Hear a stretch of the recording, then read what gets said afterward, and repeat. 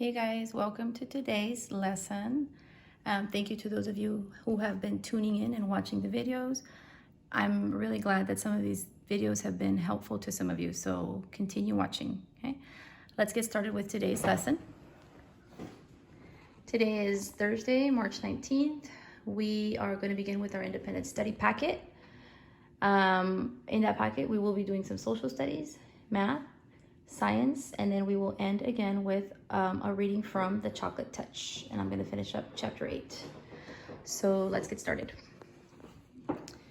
If you don't have your independent study packet, put this on pause, run and go get it. Grab a pencil as well so that we can get started. All right. I'm going to begin with this page right here. This is our social studies, and you will be learning about a map and graph. Okay. Before I begin reading, let's take a look at the vocabulary. These vocabulary words, you're going to find them throughout the reading. First one here is the word geography. Next one is the word globe. Why is it blurry? Guys, give me a second. I don't know why this is blurry. There. Next one is the word globe. Then we have the word equator, latitude, longitude, legend, symbol, scale, compass rose, bar graph, and flowchart. We will be looking for these words while we read. When we do find one of those words, we will highlight it and we'll quickly talk about what it means. So here we go. Follow along with me. Using globes. Geography is the study of land, water, and people on earth. And there is my first word. Okay? I'm going to highlight the word geography. And it tells me here that geography is the study of land, water, people, and earth. A globe is a round model of earth. Look at the lines on the globe. Here I have the word globe, I'm going to highlight that. And it tells me that a globe is a round model of earth. Equator is an imaginary line dividing earth in half between the North Pole and the South Pole. So equator, just read that. It's an imaginary line that divides the earth in half between the North Pole and the South Pole. Latitude, imaginary lines that run east and west. So again, these are also imaginary lines, but these imaginary lines, they run east and west. And then we have the word longitude. I'm going to highlight that. Imaginary lines that run north to south. So again, these are also imaginary lines, and these run north to south. Latitude and longitude lines are used to find absolute location. Okay? Number 1, reading check. Find the equator and latitude and longitude lines. Run your finger along one line and ask your partner to name the line. Okay? Instead of running my finger along the line, I'm going to go ahead and highlight it. So here on this globe, here I have the equator, and I'm going to go ahead and highlight it. If you guys have a highlighter at home, you can go ahead and do that as well. Or if you have a pencil, just go ahead and circle the equator line. Here it is, the equator. And again, the equator is the line, the imaginary line that kind of splits the globe in half. Okay? And it told us over here, again, the equator, right here. It's an imaginary line dividing Earth in half. There it is, my line. It's kind of like it's dividing it in half. On this globe, I have my longitude line. Longitude is right here.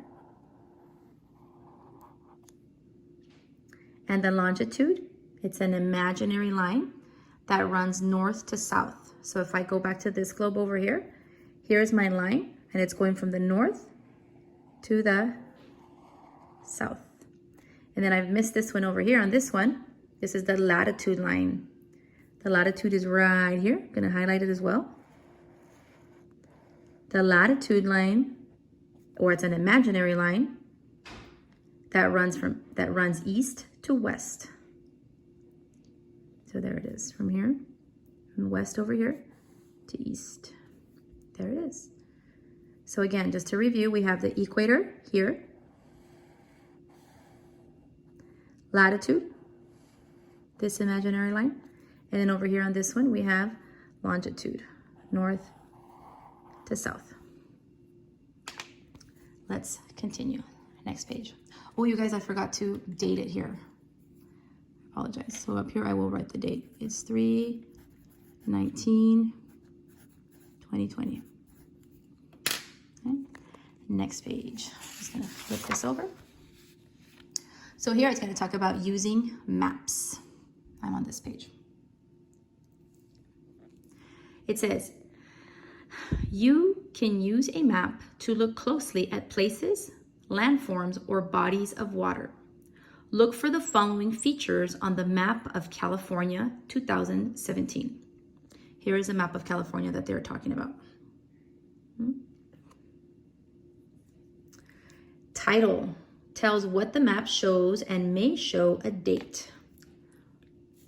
Hold on. So there it goes.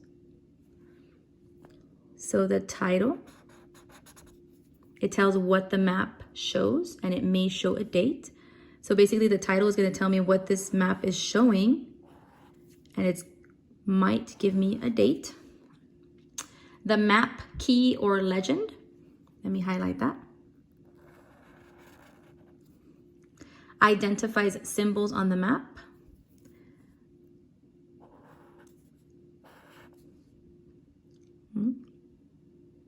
Symbol, highlight. A marking that stands for something else. So basically a symbol is a little mark that's going to stand for something else. And a scale shows distance so you can see how far apart locations are. That's the scale. And it shows you the distance. All right. And then we have the compass rose. Shows directions using letters to stand for north, south, east, and west.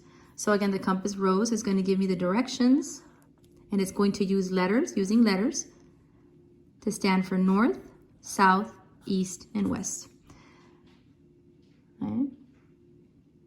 Now let's go ahead and identify all of these things on our map. First one is the title. Here is a title, Map of California, 2017. Next one, it says map key or legend. This identifies the symbols on the map, and my legend is right here. So it tells me right here, the legend, it's going to identify some symbols on your map. So wherever you see a star, like this one, let me highlight it. If you see a little star, that means that that city where the star is next to, that's the state capital. And then this little bullet mark right here, those are the cities. And again, that's the legend. So basically this right here is telling you what these little symbols mean. Okay. Next, we have our symbol, a marking that stands for something else. So if you look at this map, you see some symbols on here.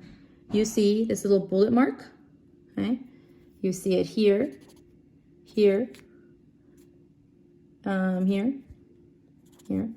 And if you forget what those mean, go back to your legend and you can see that this little bullet mark, it's labeling a city. Let's see if we can find this symbol right here, the little star. Do you guys see it anywhere? Oh, I see it. It's right here. And that little star tells me that, and again, I look here, little star, it tells me that that is my state capital. So right there, here's my star, Sacramento. That means that Sacramento is our state capital. So those are the symbols. And then next we have our scale. It says the scale shows the distance so you can see how far apart locations are. Here is my scale right here. Every map will give you a scale. Let me highlight that. All right. And then we have our compass rose. Compass rose shows directions using letters to stand for north, south, east, and west. And here, guys, is our compass rose. Every map will also have a compass rose, and it tells you where the directions are. So this is north, south, east, and west. So next time you look at a map, look for those things on a map. You'll find the title, the key or the legend, a symbol, and a scale, and you'll definitely see a compass rose. Number 2, reading check. It says, underline the date in the map's title. Circle the capital of California. So let's do the first part. Underline the date in the map's title. Okay, we just talked about it. I know the title is way up here. Right? And here is the date. Can't really see that. Let me get a pen. There it is, the date, 2017. Okay. Next part, circle the capital of California. And we had found the capital. Okay, so if I want to find the capital, I go to my legend. And this little symbol right here will tell me that that is the capital. Go back over here, look for your star. There it is. And I'm supposed to circle it. So our capital is Sacramento, guys. There it is, Sacramento. And then it says, write what direction you would mainly travel from Fresno to Bakersfield. So if I'm traveling from Fresno, let's see, there it is. Here's Fresno, and then here's Bakersfield. If I have to go from Fresno, guys, to Bakersfield, and if I look at my compass rose, I'm going south. If I have to travel from Fresno to Bakersfield, I am going south. So here, I'm just going to write down south.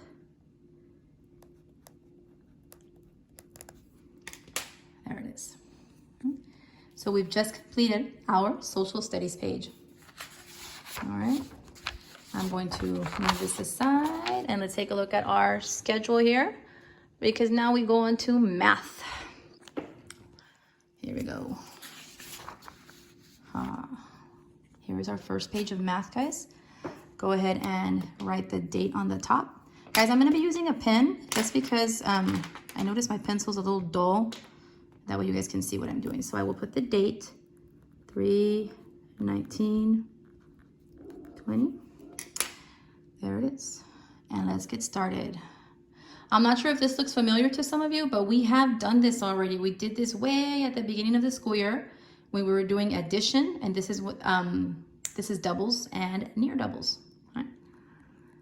So you can see here, it says the see and show. It says two addends that are the same are called doubles. I'm gonna circle that.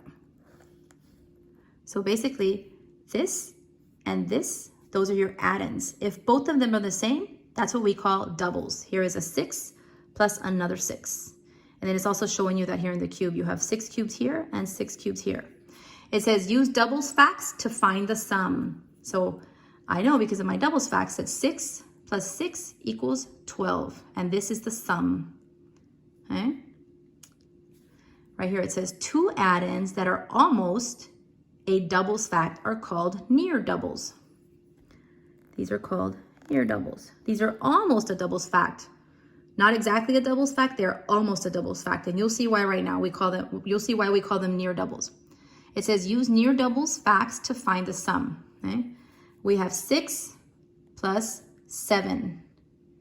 They're called near doubles, guys, because if I were to take away this one here, this little cube here, I would have 6 plus 6, and that's a doubles fact. But I don't. I added one more cube there, and I have 6 plus 7. Okay?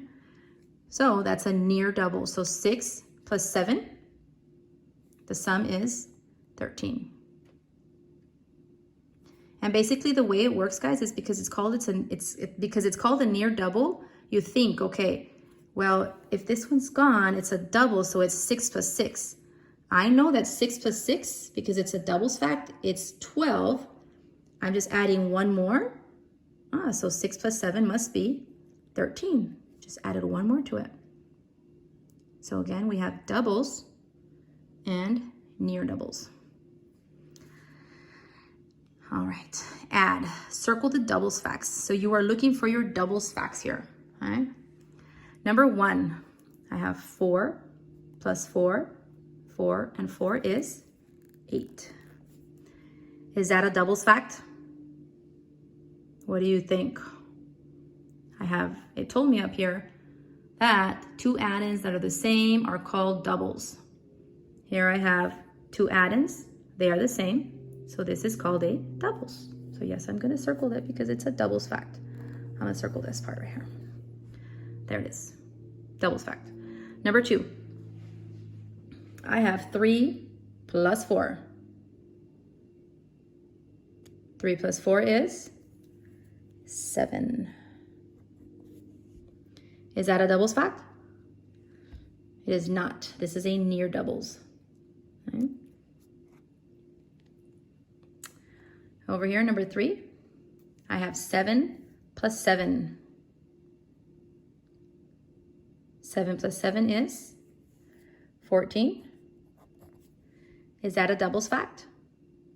Remember, if both of your addends are the same, it is a doubles fact. Here I have a 7 and a 7.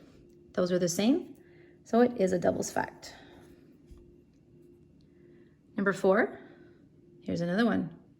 9 plus 9 is, give you some time to write your answer, 18. Doubles fact, let's check it. My addends are the same. Yes, it is a doubles fact.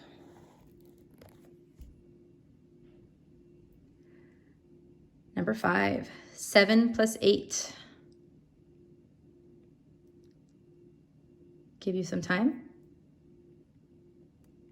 7 plus 8 is 15.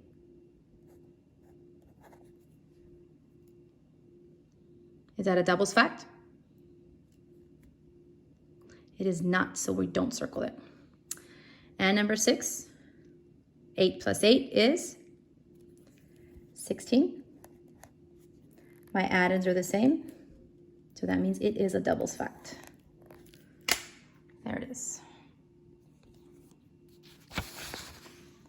I want you to do this page on your own. Put this video on pause. Complete it. And then push play when you're ready to begin with our science lesson. All right. And here we go with our science lesson. I'm going to put the date.